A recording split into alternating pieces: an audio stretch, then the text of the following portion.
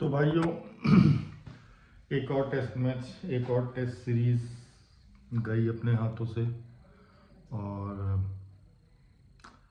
बहुत दुख हुआ। As a die hard Indian cricket fan, अपने घर में हमने कभी हारते हुए नहीं देखा इंडिया को। बहुत कम ऐसा हुआ है जब हम अपने घर में इतने लंबे टाइम तक हारते हैं, तो बहुत दुख होता है, बहुत गम होता है।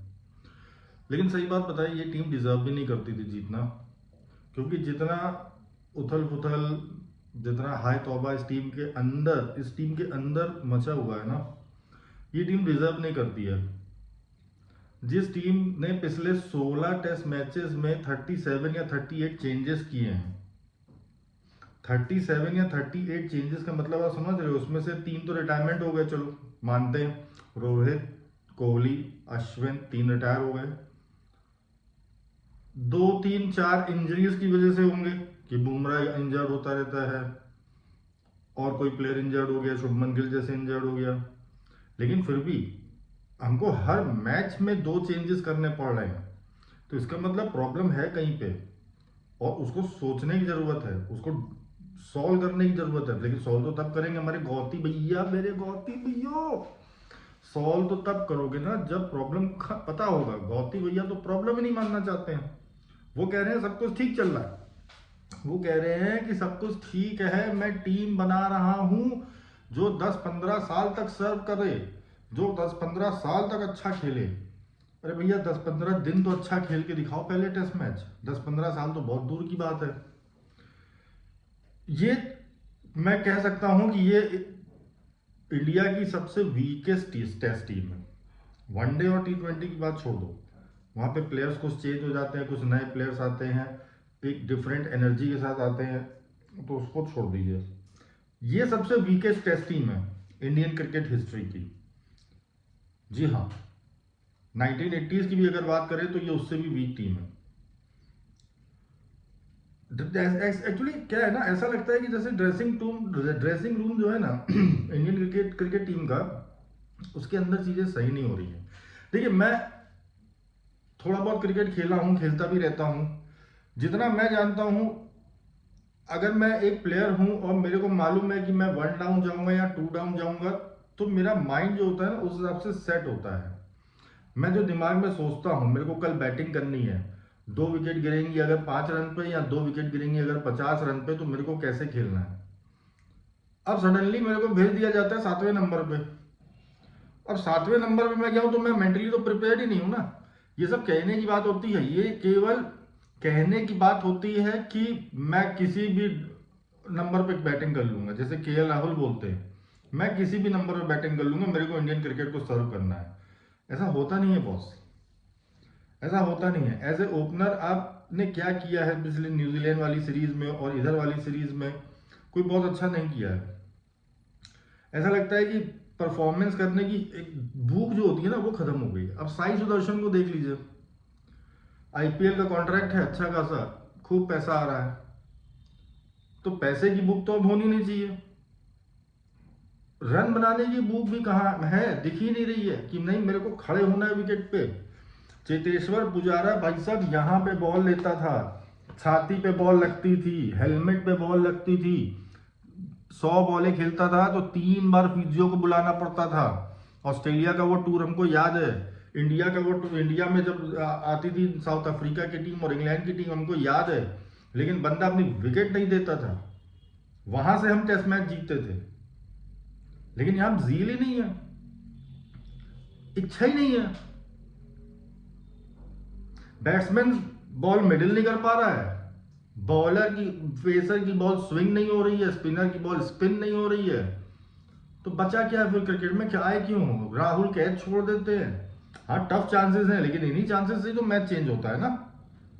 आप बता दो, ये 2 टेस्ट मैचेस में कोई एक फील्डर था जिसने कोई बहुत अच्छा कैच पकड़ा हो या बहुत अच्छा रन आउट किया हो? रन आउट होने के चांसेस कम होते हैं, लेकिन कोई बहुत अच्छा कैच पकड़ा हो? एक प्लेयर है जो कंसिस्टेंटली परफॉर्म कर रहा है, जड्डू जी, हमारे जड्डू भैया। बराबर खेल रहे हैं और हर मैच में खेलते हैं, विकेट लेते हैं, बैटिंग करते हैं, और फील्डिंग में तो उनसे अच्छा इस करंट टीम में कोई नहीं है। वो उस टाइम के प्लेयर हैं जब ग्रेट्स खेलते थे, 2008 से 2009 से खेलना शुरू किया था उन्होंने। तो हमें वही प्लेयर चाहिए। एक प्लेयर को हम लोग ठीक से चांस ही नहीं दे पा रहे हैं, उसको सेट होने का मौका ही नहीं दे रहे हैं। कभी 1 डाउन, कभी 3 डाउन, कभी 5 डाउन, कभी 7 डाउन। वॉशिंगटन सुंदर से पहले मैच में आपने 3 डाउन करा दिया, फिर उसके बाद अब उसको नंबर 8 पे, नंबर 7 पे भेज दिया। तो ऐसे प्लेयर नहीं बनते हैं, ऐसे मैच नहीं जीते जाते हैं। पोजीशन सेट होती है, फिक्स होती है। क्या पाजी को किसी ने क्या सचिन पाजी को कोई हिला पाया 2 डाउन से? क्या कोहली को कोई हिला पाया 1 डाउन से? क्या पुजारा को कोई हिला पाया? क्या द्रविड़ को कोई बोल सकता था कि नहीं द्रविड़ आप जो है 1 डाउन नहीं खेलोगे, आप जो है 5 डाउन जाओगे? ना, उनकी परफॉर्मेंस थी और उनको उस जगह पे भरपूर चांस दिया गया था। उनको मालूम था कि मेरे को भी कल जाकर के 1 डाउन पे बैटिंग करनी है। वीरेंद्र सहवाग ओपनिंग में चमके तो उसके बाद नीचे कभी नहीं आए।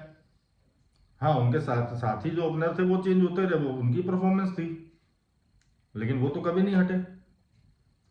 तो बहुत सारी दिक्कतें हैं टीम में, और सबसे बड़ी दिक्कत तो मेरे को हमारे गौती भैया में नजर आती है। आप कौन सी टीम बनाने की कोशिश कर रहे हो? आपको स्पेशलिस्ट ऑलराउंडर चाहिए, जैसे Ravindra Jadeja, he is an specialist allrounder. Hardik Pandya specialist allrounder हैं। आपको ऐसे प्लेयर चाहिए टीम में। आपको ये काम चलाओ नहीं चाहिए। आप नीतीश रेड्डी को ऐसे ऑलराउंडर लेकर के आते हो, आप उसको 2 ओवर देते हो, आप उसको 3 ओवर देते हो, तो क्या मतलब है? उसको ऑलराउंडर मत बोलिए आप। फिर आप कहते हो कि हम उसको शुभमान गिल की जगह पे लाए हैं। अब शुभमान गिल ओपन करता है, अब उसकी जगह पे आप जो प्लेयर लाए हो उसको आप 8 नंबर पे भेज रहे हो, उसको 9 नंबर पे भेज रहे हो, और वो वहां पे भी नहीं कर पा रहा है परफॉर्म। 1 सेंचुरी ऑस्ट्रेलिया में उसने करी बस, नीतीश रेड्डी ने। और उसके बाद टैटू देखिए, ये यहाँ पे हाथ में पूरे टैटू है, यहाँ पे पूरे टैटू है। भैया ऐसा कुछ नहीं किया आपने नीतीश रेड्डी जी। रेड्डी रहिए, आपके साथ कुछ भी हो सकता है, कल आप टीम में भी नहीं हो सकते हो। मजाक बना के रखा है हम लोग का।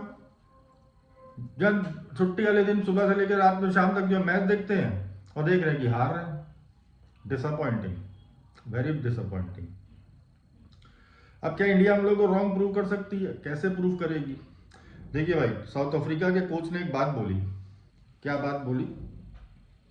उसने बोली हम लोग चौथे दिन पे और लंबा खेलना चाहते थे, हम लोग थकाना चाहते थे, हम लोग चाहते थे कि इंडिया की टीम के प्लेयर घुटनों के बल पे आ जाएं। ये वर्ड्स उसने यूज किए। We want them to growl. Growl का मतलब होता है घुटने के बल चलना, घुटने के बल पे आ जाना। वो इंडिया की टीम के प्लेयर्स को घुटनों पे लाना चाहते थे, और फिर उसने बोला let's see if they can draw the match by batting on the last day. तो फिर देखते हैं कि क्या वो आखिरी दिन बैटिंग करके टेस्ट को ड्रॉ करा पाते हैं कि नहीं। तो मिस्टर साउथ अफ्रीकन कोच, हम आपको बता दें ये इंडिया की टीम है, हम लोग बहुत अच्छे से जानते हैं बाउंस बैक करना। बहुत खराब पोजीशन से हम लोगों ने बाउंस बैक किया हुआ है। फॉलो ऑन लेने के बाद भी हम लोगों ने टेस्ट मैच जीता हुआ है। ठीक है, अभी वनडे सीरीज आ रही है, T20 सीरीज आ रही है, कोच तो आप ही रहोगे, और आपसे तब मैं बात करूंगा। वहां पे हमारे 2 शेर वापस आ रहे हैं, रोहित शर्मा और विराट कोहली। और तब आप लोग देखते हैं कि घुटनों पे कौन आता है, इंडिया की टीम आती है या साउथ अफ्रीका की टीम आती है घुटनों पे। जैसे, और मैं बहुत होपफुल हूँ, मैं इस वनडे सीरीज से बहुत होपफुल हूँ। इसको मैं रिवेंज सीरीज मान रहा हूँ कि टेस्ट का बदला हम टेस्ट में तो लेंगे जब अगले साल हम साउथ अफ्रीका जाएंगे, लेकिन उससे पहले मेरे को वनडे में रिवेंज चाहिए, और I am all geared up for that only.